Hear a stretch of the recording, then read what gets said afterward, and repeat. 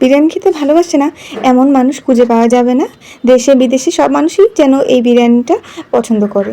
আজকে আমিও বানিয়ে দেখাবো পারফেক্ট চিকেন দম বিরিয়ানি। এই বিরিয়ানিটা রান্না করা যেমন ইজি হয় তেমনি খেতেও খুব সুস্বাদু হয়ে থাকে। আমার ঘরে সবাই এটা খেতে খুব পছন্দ করে। আজকে আমি আপনাদের সাথে শেয়ার করব আমার এই বিরিয়ানি রেসিপি।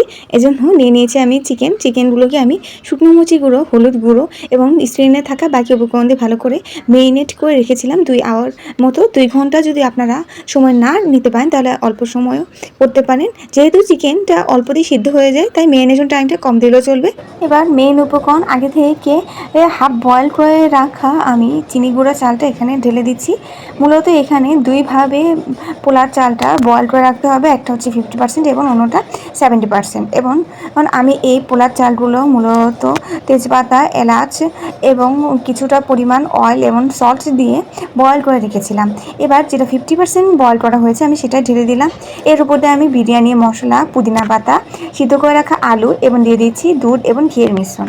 এবার এর উপর দিয়ে আমি 70% যে বয়েলটা করা হয়েছিল সেটা আমি এখানে ঢেলে দিচ্ছি। এবার তার উপর দিয়ে আমি আবারও পেঁয়াজের বেরেস্তা দিয়ে দিলাম এবং তার উপর দিয়ে দিলাম আমি পুদিনা পাতা।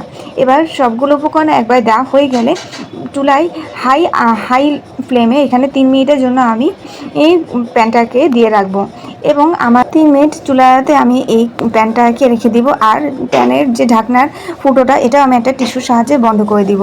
এতে আমার কি হবে, এতে আটার যে মিশ্রণটা দিতে হয় তা না দিলেও চলবে। এরপর আমি তার উপর 3 মিনিট পর আমি এই প্যানটাকে তার উপর রেখে দিই। আধা ঘন্টা বা 30 মিনিটের জন্য আমি দমে রেখে দেব।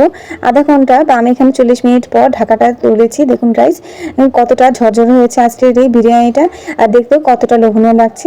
আর হ্যাঁ, চিকেনটা কিন্তু আমার পুড়ে যায়নি, খুব ভালোভাবেই চিকেনটা বয়েল হয়েছে। আর দেখুন গাইস চিকেনটা কতটা ময়েস্ট হয়েছে। যে কোনো হলিডেতেই কিন্তু আপনারা এই বিরিয়ানিটা তৈরি করেই বাসার লোকদের চমকে দিতে পারেন। আর বাসায় গেস্ট আসলে তো কোনো কথাই নেই। আমি যখন বিরিয়ানিটা তৈরি করছিলাম বাড়িতেই যেন গন্ধে মোমো করছিল। আপনারা একবার হলো রেসিপি ট্রাই করবেন, না কেমন হয়েছে সেটা আমাকে জানাতে ভুলবেন না। লাইক, কমেন্ট, শেয়ার ও সাবস্ক্রাইব করে চ্যানেলটির পাশে থাকুন।